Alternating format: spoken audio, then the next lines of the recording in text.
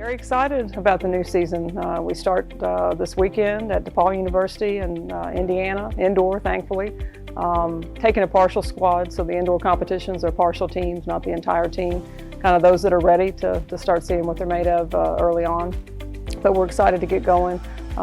We've got a lot of aspirations, a lot of hopes and dreams ahead of us between now and the end of May, so we're hoping to get it started off right. This is the best I've felt going into a track and field season. We've got just a really awesome team coming together, a lot of seniors coming back that have been dedicated to the sport for 3-4 years now, and they're great leaders on the team, and they're great athletes within their particular events. So with that, along the new talent we got coming in this first year class, I'm excited. The men's team, we've got a lot of potential. Our strength this year certainly is depth, and we've not had that in the past.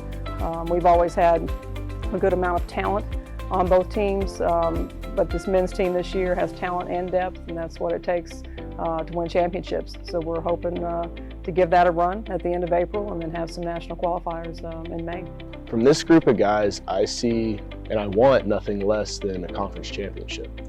You know, last year we were in the running and we lost a heartbreaker last year, but with the guys we got this year, we've only lost a couple from last year. We really have no reason to not come out on top. We just got to work hard and keep going for it. So we need to keep an eye on Jesse Vaughn, as he's strong in the discus and the hammer.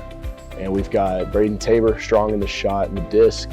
And then Al, he's going to come in hitting hard in the shot put and in the hammer. And then myself, I'm going to focus in hammer and discus as well. I'll definitely keep an eye out for JP Vaught.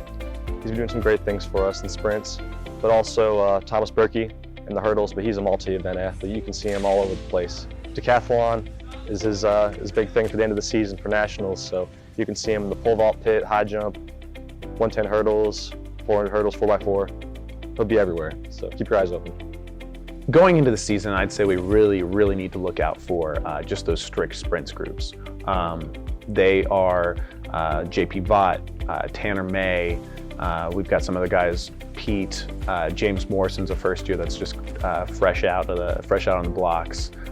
We got a couple other guys as well that I think are really going to be game changers. Also the sprints, you know, they're short, they're fast, they're a lot of fun to watch, and those guys are just a few that we need to look out for. I've seen teams be distance dominant. I've seen teams be sprint, hurdles dominant. This year we are absolutely loaded in hurdles. Come conference time, we can only compete 5 men per event. We've got 8 hurdlers, so we've got a chore ahead of us to decide, who's that going to be, and there's time to decide that, but that's a good problem to have. So in the hurdles and the sprints and the jumps, in the throws, in the distance events, we've just got depth and we've got talent too. So we're going to be 5 deep in most every event and have a chance to score that deep in most of the meets that we go to. Right now with Coach Pearson, he's our personal lift coach for track and field. He came from UK, and he is just, he knows his stuff. He's been helping us out get stronger. We've got guys stronger than they've ever been, lifting big numbers. So far in practice, we've seen people come out of the blocks quick, people come out of the blocks really fast. I know some people like some of the triple jumpers and long jumpers. We did a little miniature competition earlier this week, and they, off of just a couple steps, were jumping really far already. So I'm excited to see what that translates to competition. We're expected to win conference, and I don't think there's any doubt in any of our mind that that's not going to be our reality for what we achieve, as long as we keep with this training and we hold ourselves accountable and keep attacking, because we've had great, even though we've only had practice, we've still had some great performances in practice even. So it's going to be really exciting to see what happens this weekend for a preseason meet, just to measure where everyone's at. And even though we have a lot of people coming back from abroad that aren't necessarily in season form yet, it's still going to be a great way to see our progress so far.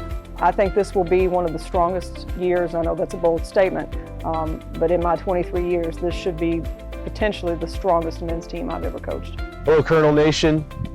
The track team really needs your support this year. We've got 2 home meets this year. We got April 4th and April 17th, so make sure you show out, support, get these teams really hyped up and help us to win. You show out for everybody else's sports. Why don't we go out for track and field, for the Twilight meets and the Center Invitational?